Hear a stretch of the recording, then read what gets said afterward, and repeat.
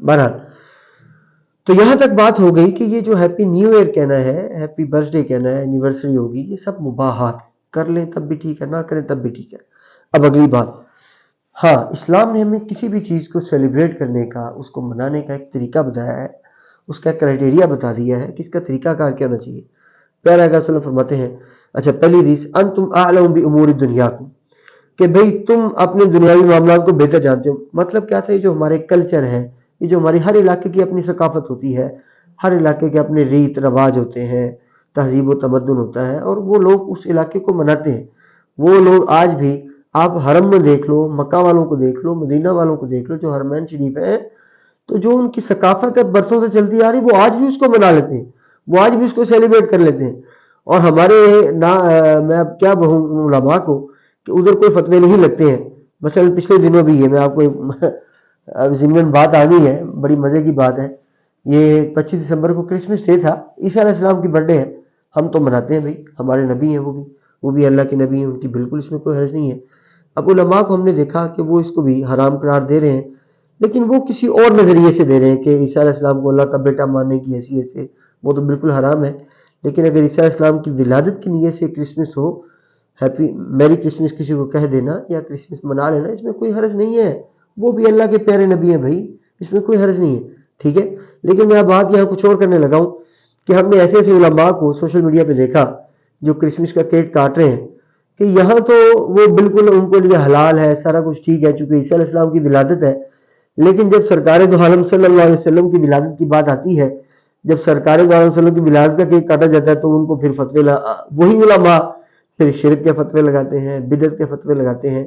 تو یہ چیز میری سمجھ سے تو باہر ہے کہ یہ علماء کو کیا ہو جاتا ہے۔ تو تیسری حدیث سرکار صلی اللہ علیہ وسلم نے جو بتائی ہے، المسلم من سلم المسلمون من لسانہ و یدہ، اس حدیث کے تحت ہمارے رسول اللہ صلی اللہ علیہ وسلم نے، ہمارے اسلام دین نے ہمیں ایک ایسا فارمولا دے دیا ہے۔ یہ جو عوام پوچھتی ہے جائز ہے یا ناجائز ہے، تو سن لیں، اب آپ یہ قاعدہ اپنے ذہن میں رکھ لیں کہ اسلام میں جائز اور ناجائز کا تصور ہمیں اسلام نے بڑا سادے الفاظ میں کلیئر کر دیا۔ اسلام کہتا ہے کہ مسلمان وہ ہے کہ جس کے ہاتھ اور جس کی زبان سے دوسرے مسلمان یا دوسرے لوگ، ایک روایت میں المسلم من سلم الناس من لسانہ و یدہ کے الفاظ بھی آتے ہیں کہ مسلمان تو وہ ہے جس کے ہاتھ اور اس کی زبان سے تمام انسانیت جو ہے وہ محفوظ رہے، نہ ہماری زبان سے کسی کو تکلیف پہنچے اور نہ ہمارے ہاتھوں سے مطلب ہمارے اعمال، زبان سے مطلب ہماری باتیں، یعنی نہ تو ہمارے اعمال سے کبھی کسی کو تکلیف پہنچے اور نہ ہی کبھی ہماری زبان سے کبھی کسی کو تکلیف پہنچے۔ یہ ہمیں اسلام نے جائز اور ناجائز کا فتویٰ دے دیا ہے، سادہ سا فارمولا آپ کو سمجھا دیا ہے کہ جب آپ نے یہ دیکھنا ہو کہ یہ کام جائز ہے یا یہ کام ناجائز ہے، یہ بڑی غور والی بات ہے، غور کیجئے گا، اس کو سن لیں، اس کو لکھ لیں، اس کو پلے باندھ لیں، اب ساری زندگی آپ کا دین بہت آسان ہو جائے گا۔ اسلام نے ہمیں قاعدہ دے دیا ہے، جب آپ نے یہ دیکھنا ہو کہ یہ جو کام ہم کرنے لگے ہیں یہ جائز ہے یا ناجائز ہے، صرف ایک بات کا خیال رکھ لیں، المسلم من سلم المسلمون من لسانہ و یدہ، کہ آپ کی زبان سے یا آپ کے جو عمل ابھی کرنے لگے ہو آپ، اس سے کسی کو تکلیف تو نہیں پہنچ رہی ہے۔ بڑا سادہ سا فارمولا اسلام نے آپ کو بتایا ہے کہ جو کام آپ کرنے لگے ہو، کیا یہ کسی کے لیے تکلیف کا باعث تو نہیں ہے؟ اگر تو وہ تکلیف کا باعث ہے تو وہ ناجائز ہے،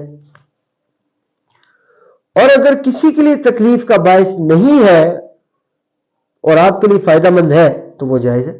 عربی میں ایک مقولہ ہے، حریتک عند حریت الآخرین، کہ آپ کی آزادی دوسروں کی آزادی تک محدود ہوتی ہے۔ یعنی یہ مطلب نہیں کہ آپ اپنی آزادی کے چکر میں دوسروں کی آزادی کو سلب کر لیں۔ مثلا میں آپ کو ایک مثال دیتا ہوں، موبائل فون ہے، ہر ایک کے پاس ہے، اب اس کا استعمال جائز ہے کہ ناجائز ہے؟ وہی فارمولا لگے گا، المسلم من سلم المسلمون من لسانہ و یدہ، کہ اگر تو موبائل سے آپ ایسا کام کرتے ہیں جس سے لوگوں کو نقصان پہنچ سکتا ہے تو موبائل کا استعمال ناجائز ہو جائے گا، اور اگر آپ موبائل کا ایسا استعمال کرتے ہیں جس سے کسی کا نقصان نہیں ہے البتہ آپ کا فائدہ ہے تو وہ کام آپ کے لیے جائز ہو جائے گا۔ یہ بڑا سادہ سا فارمولا ہے۔ تو باٹم لائن یہ ہے، لب لباب یہ ہے، مختصر یہ ہے کہ یہ اب آپ پہ ڈیپینڈ کرتا ہے کہ آپ نے اپنے ہیپی نیو ایئر کو جائز بنانا ہے یا ناجائز بنانا ہے۔ آپ نے برتھ ڈے منانی ہے، آپ نے اس کو جائز بنانا ہے ناجائز بنانا ہے، آپ نے اینیورسری منانی ہے، آپ نے اس کو جائز بنانا ہے یا ناجائز بنانا ہے، آپ نے آزادی کا دن سیلیبریٹ کرنا ہے، آپ نے اس کو جائز بنانا ہے کہ ناجائز بنانا ہے، آپ نے ڈیفنس ڈے، یوم تکبیر، یہ سارے جو ایام خاصہ ہوتے ہیں ان کو جب آپ مناتے ہیں سیلیبریٹ کرتے ہیں تو اس کے جواز کا، اس کی حلت یا حرمت کا انحصار آپ کے عمل پہ ہے۔ اگر تو آپ اس طرح مناتے ہیں کہ شریعت کی کوئی حد اس میں پار نہیں ہو رہی، شریعت کا کوئی خلاف ورزی نہیں ہو رہی اور کسی انسان کو تکلیف نہیں پہنچ رہی، تو وہ کام کرنا آپ کا مباح ہو جائے گا، جائز ہو جائے گا۔ لیکن اگر آپ اس طرح مناتے ہیں کہ اس میں شریعت کی کوئی حد پار ہو رہی ہے، شریعت کی خلاف ورزی ہو رہی ہے اور اس کے ساتھ ساتھ کسی ایک انسان کو بھی اگر تکلیف پہنچ رہی ہے تو وہ عمل آپ کا ناجائز ہو جائے گا۔ واللہ ورسولہ اعلم بالصواب۔ السلام علیکم ورحمۃ اللہ وبرکاتہ۔